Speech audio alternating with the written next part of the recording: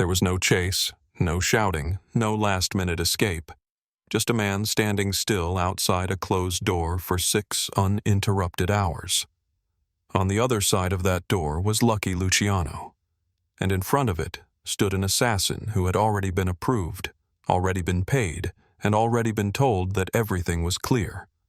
No police, no witnesses, no interference. This wasn't hesitation born from fear of failure. This was something else entirely. In the Mafia world, proximity is power. The closer you are to your target, the more inevitable the outcome becomes. But as the minutes stretched into hours, inevitability began to dissolve. The door never opened. No guards appeared. No warning was sent. Luciano didn't move, not because he didn't know, but because he didn't need to. The silence wasn't absence. It was pressure. Every passing minute flipped the balance. The assassin wasn't waiting anymore. He was being tested, not by words or weapons, but by time itself. 6 hours is long enough to imagine consequences, long enough to understand that pulling the trigger is only the beginning, not the end. Long enough to realize that the most dangerous thing in organized crime isn't dying. It's being left completely exposed after you act. What makes this moment unsettling isn't that an assassination failed. It's that it was never stopped. Luciano didn't threaten. He didn't negotiate. He didn't hide. He allowed the situation to unfold until the man sent to kill him reached a conclusion no one had ordered him to reach. Then, after 6 hours outside the most powerful door in New York's underworld, the assassin did something almost unheard of. He walked away. And once you understand why he left without firing a single shot, you begin to see how real mafia power actually works. Not through violence, but through the certainty that violence will never protect you once it's used. The man standing outside the door wasn't improvising. He wasn't a nervous amateur wrestling with his conscience.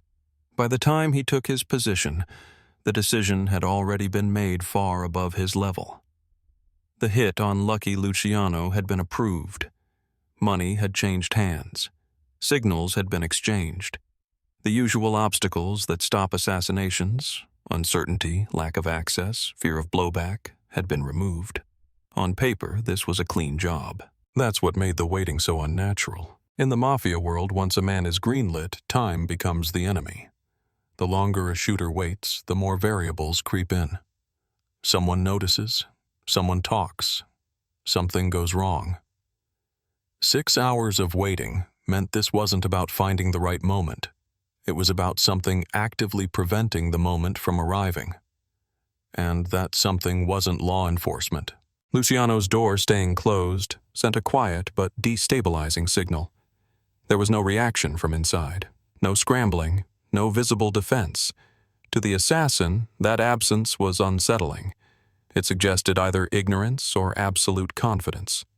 And in organized crime, ignorance gets you killed. But confidence like that usually means you're the one walking into danger.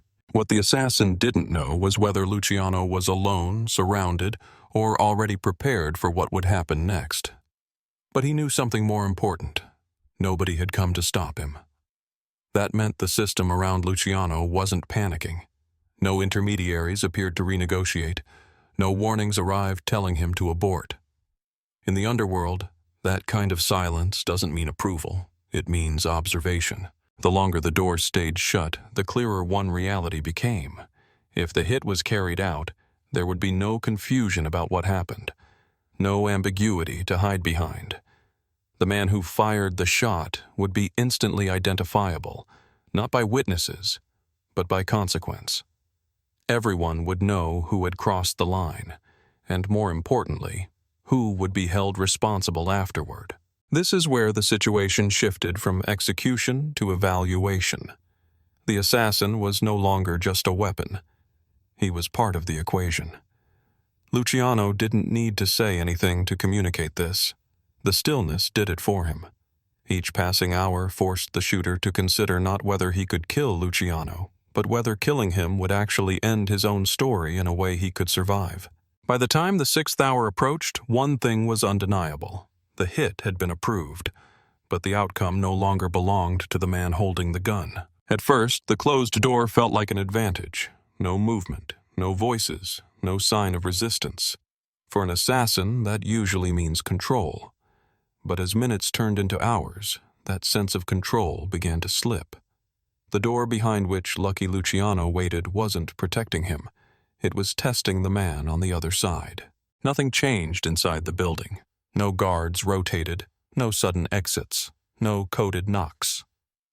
Luciano didn't send anyone to negotiate or intimidate. He didn't even acknowledge the threat. That absence of reaction did something subtle but devastating to the assassin's mindset. Without opposition, there was nothing to push against. Without urgency, doubt had room to grow. In the Mafia world, timing is everything. A hit happens in seconds because seconds don't allow thought. Hours do. Every minute the door stayed shut forced the assassin to replay the aftermath in his head. Not the shot, but what would follow. The scramble, the blame, the retaliation. The moment when protection evaporates and everyone who once approved the job suddenly denies knowing his name. The door became a symbol, not of safety, but of consequence. Luciano didn't need to show strength because strength was implied. If he were afraid, something would have happened by now. A message, a diversion, a sudden disappearance. Instead, there was nothing, and that nothing suggested preparation so deep it didn't need to announce itself. As the hours dragged on, the assassin began to understand the imbalance. He was exposed, static, and alone. Luciano, unseen, controlled the rhythm. By refusing to act, Luciano forced the assassin into the most dangerous position possible, making the final decision himself. No orders, no reassurance, just responsibility. This is when the waiting stopped being patience and became pressure. The assassin wasn't watching a door anymore. He was staring at a future he couldn't escape once he stepped through it. The question was no longer, can I do this? It was, who will protect me after I do? And with every unanswered minute, the door provided a clearer answer. At some point during those 6 hours, the situation inverted. The assassin was no longer waiting for Lucky Luciano to make a mistake. He was waiting for proof that someone, somewhere, still stood behind him. And that proof never came. Luciano didn't answer the door because answering would have acknowledged the assassin's role as an actor with agency. A threat worth responding to. Instead, Luciano reduced him to something far more dangerous to be. A man alone with a decision no system was willing to claim.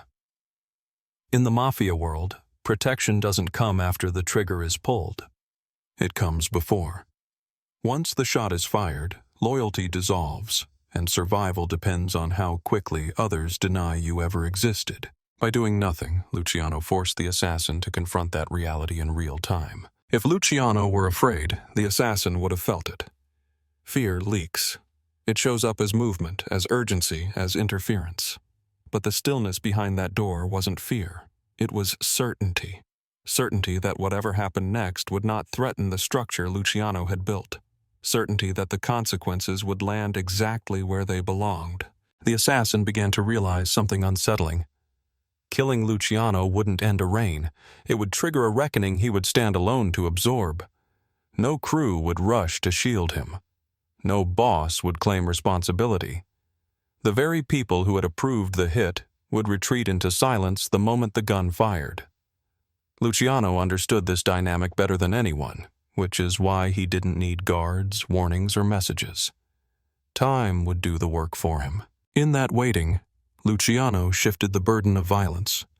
He made the assassin imagine the future in detail. Running, hiding, being hunted not for revenge, but to clean up loose ends. The door stayed closed because it didn't need to open. The danger wasn't inside. It was what came after. This is the core of Luciano's power. He didn't rely on intimidation in the moment. He relied on inevitability. He knew that once the assassin fully grasped the cost of acting without protection, the choice would collapse inward. Not from fear of Luciano, but from fear of being abandoned. By refusing to answer the door, Luciano delivered a message without speaking. If you pull that trigger, you do it alone. And in the Mafia world, being alone is deadlier than any gun. The realization didn't arrive all at once. It crept in slowly during the stretches of silence where nothing happened and no one intervened. At some point, the assassin stopped listening for movement behind the door and started listening for something else entirely. Proof that he was still part of a plan. That proof never came. This was the moment when Lucky Luciano's real defense revealed itself. Not men, not weapons, but abandonment. The assassin understood that if Luciano were killed, the system would immediately close ranks, not around the shooter, but against him. The hit might have been approved in theory, but approval dissolves the instant consequences become real. Everyone involved would suddenly need distance, and distance in that world is a death sentence. What made this unbearable was the absence of pressure from either side. No one urged him to hurry. No one told him to abort. That silence meant the decision, and all responsibility for it, had quietly transferred to him alone. Luciano hadn't trapped the assassin physically. He had trapped him psychologically, forcing him to imagine the next 24 hours after the shot, then the next week, then the rest of his life. No protection, no credit, only pursuit. The assassin began to understand that the door wasn't closed because Luciano was hiding. It was closed because Luciano didn't need to negotiate with someone whose leverage had already evaporated. The imbalance was total. One man had nothing to gain by acting. The other had everything to lose. And then the final calculation settled in. If Luciano survived, nothing would change for the assassin, except the knowledge that he had seen something he was never meant to see. But if Luciano died, everything would change, and all of it would turn against him. The risk was no longer worth the reward, not because the mission was impossible, but because success offered no safe ending. That was the moment the assassin stepped back. No dramatic exit, no signal sent, just withdrawal. He walked away not defeated, but convinced that some doors in the Mafia world are more dangerous to open than to leave closed. And with that decision, the assassination ended without a shot, proving that Luciano's power didn't need to chase violence. It simply waited for it to collapse on its own. When the assassin walked away, nothing happened. And that was the point.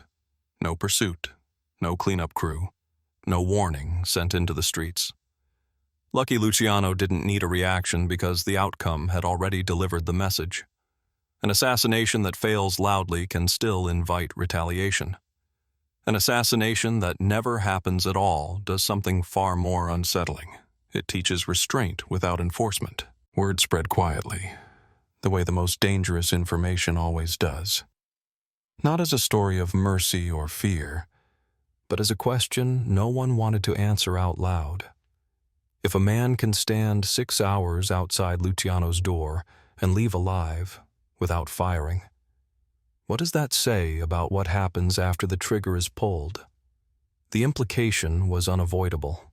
Violence wasn't being punished, it was being made useless. Luciano's power didn't expand through intimidation that day. It solidified through inevitability. By not chasing the assassin, he proved there was no loose end to tie up, no debt to settle, no escalation to manage.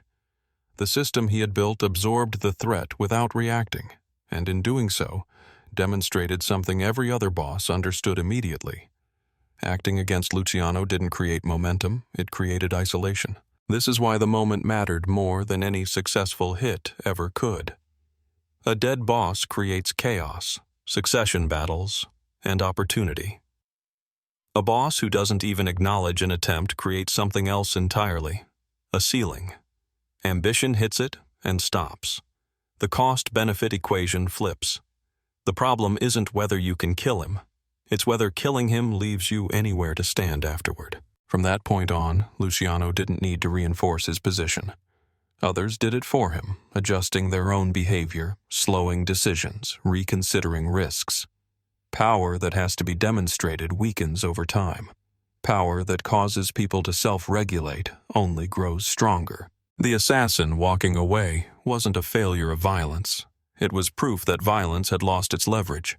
And once that lesson took hold, Luciano didn't need to guard every door. The doors guarded themselves. In the end, nothing about this story is dramatic on the surface. No gunfire, no bodies, no public warning. Just a man who waited 6 hours outside a door and chose to leave. But that decision tells you more about Lucky Luciano than any assassination ever could. Luciano didn't survive because he was unreachable. He survived because reaching him didn't solve the problem. The assassin understood what many never do until it's too late. Pulling the trigger is the easy part. Living with what comes after is where power reveals itself. Luciano didn't threaten that future. He let it speak for itself. This is the kind of authority history rarely notices, because it leaves no visible damage. It doesn't chase enemies.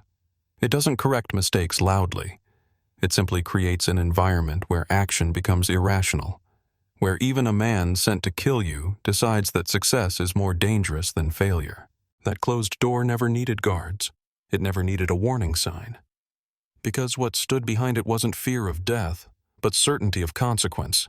And once someone understands that, violence stops being a solution. So when people ask how mafia power really works, they usually look for blood. They look for executions. They look for moments of domination. But sometimes the clearest answer is much quieter. It's the sound of footsteps walking away, and a door that never had to open.